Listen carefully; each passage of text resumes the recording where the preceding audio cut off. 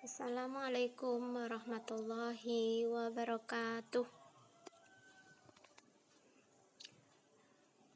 Selamat pagi anak-anak.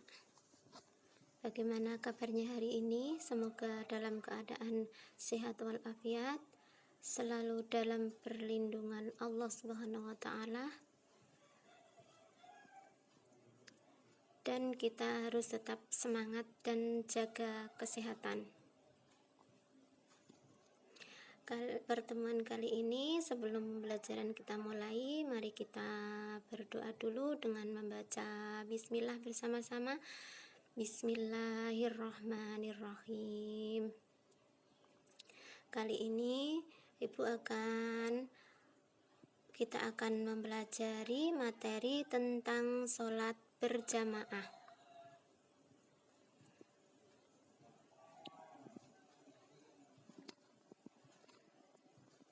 Sebelum kita ke materi, kita harus mengetahui dulu kompetensi dasar dari materi ini, yaitu memahami ketentuan sholat berjamaah, dan yang kedua mempraktekkan sholat berjamaah.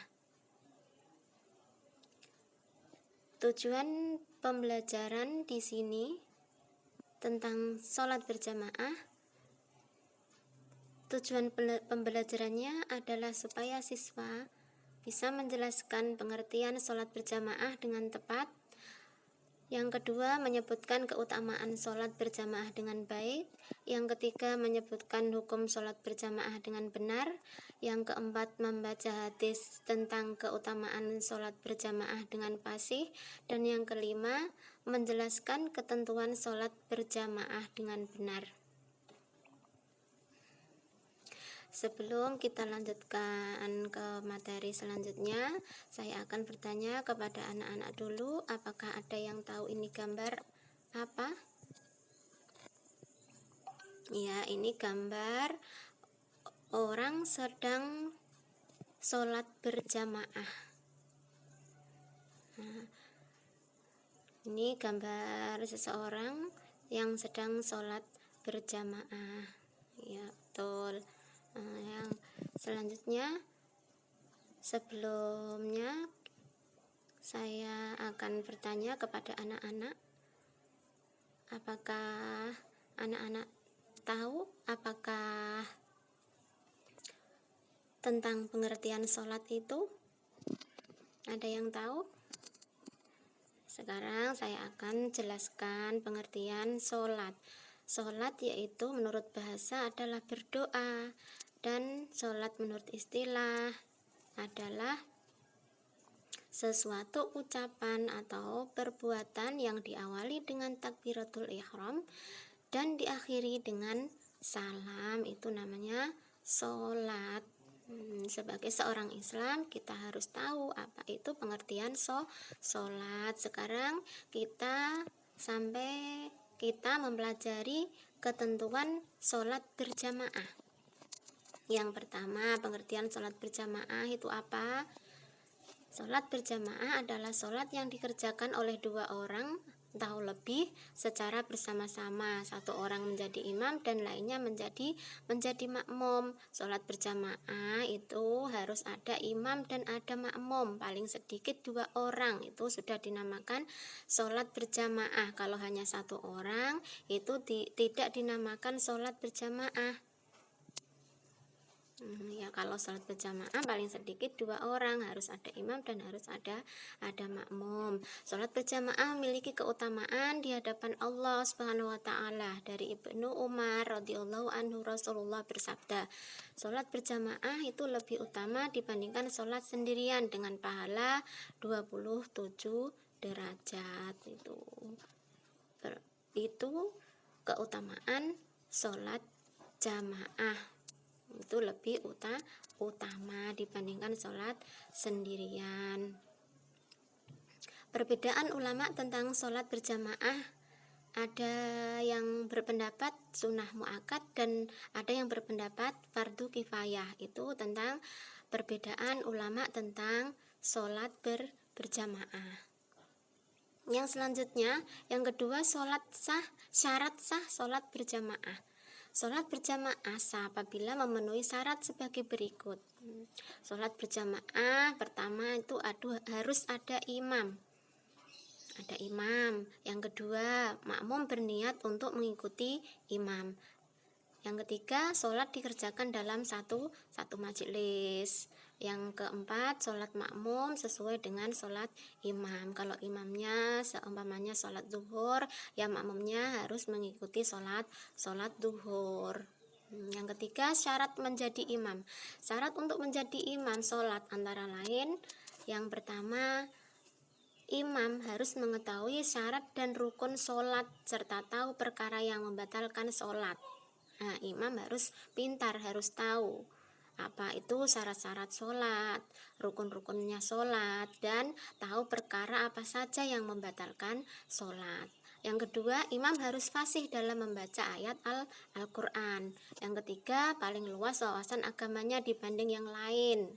Nah, yang dijadikan imam harus yang luas wawasannya. Yang keempat, berakal sehat. Ya itu tadi, mengetahui syarat rukunnya sholat, tahu perkara yang membatalkan sholat. Nah, itu sehat, berakal sehat, pikirannya sehat, akalnya sehat, tidak orang gila. Yang selanjutnya, yang ke 5 itu balik. Nah, sudah balik. Seorang yang menjadi imam harus yang sudah balik, jangan yang masih anak-anak itu dijadikan sebagai imam, harus sudah balik. Yang selanjutnya, berdiri di posisi paling depan. Imam itu posisinya harus di paling depan. Masa imam harus berdiri di samping makmum? Itu tidak. Imam harus berdiri di depannya makmum, berdiri di paling depan. Yang selanjutnya, syarat menjadi imam lagi yaitu seorang laki-laki.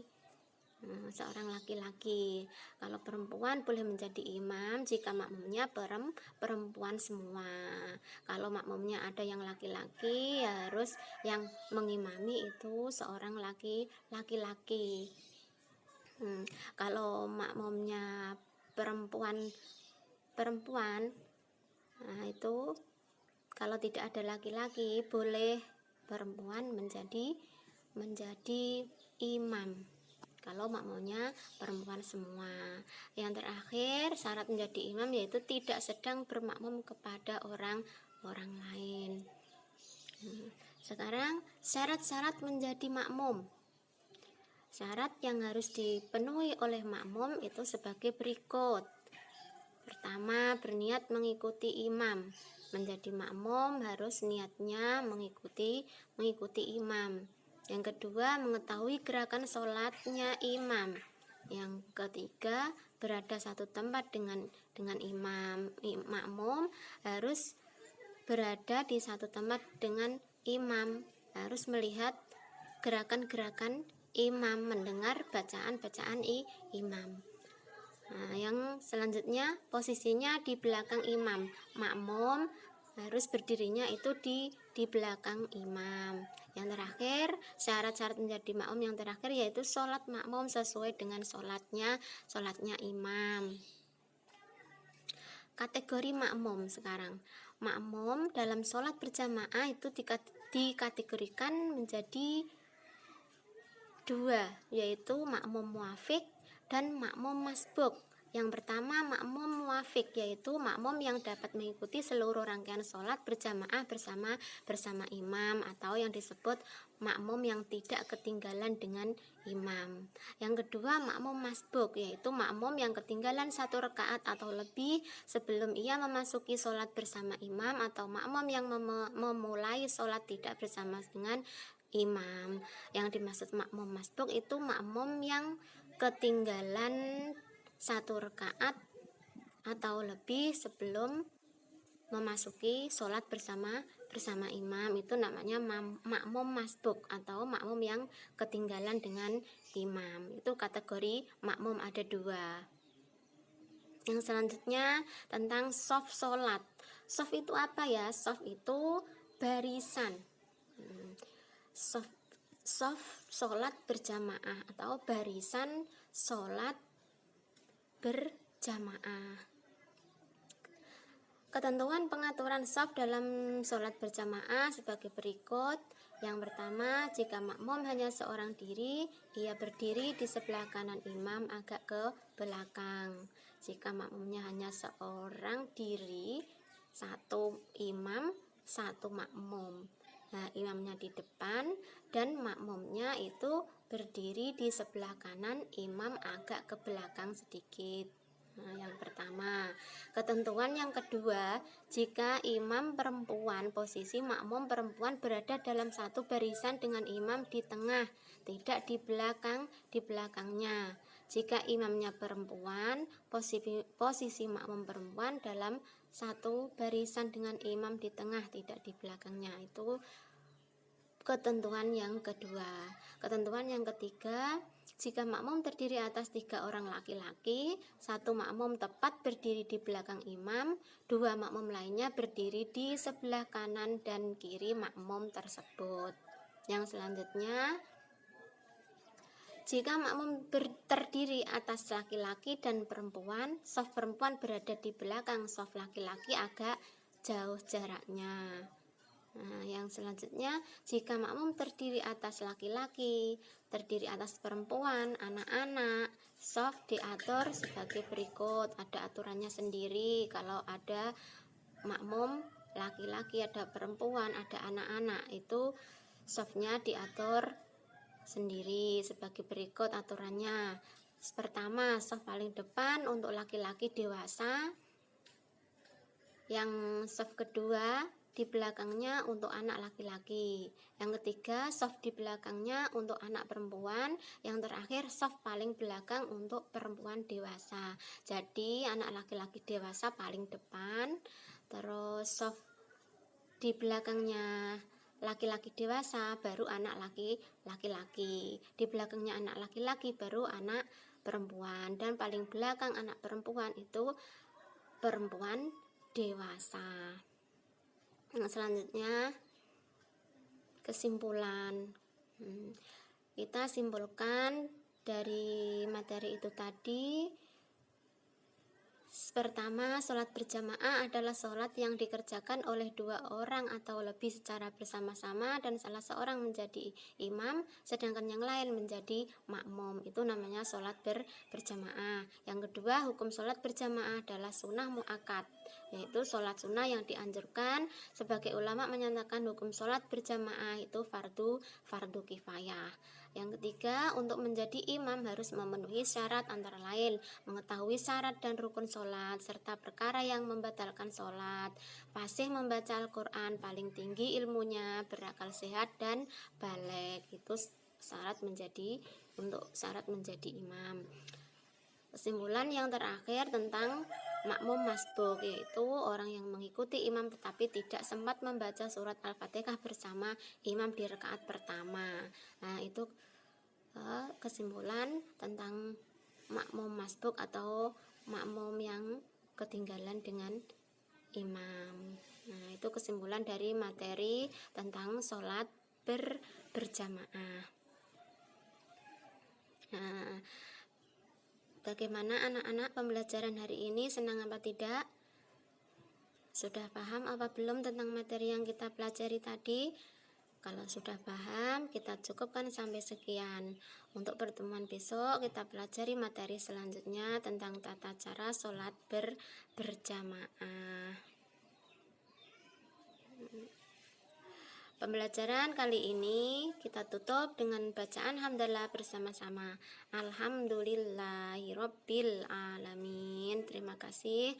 Wassalamualaikum warahmatullahi wabarakatuh.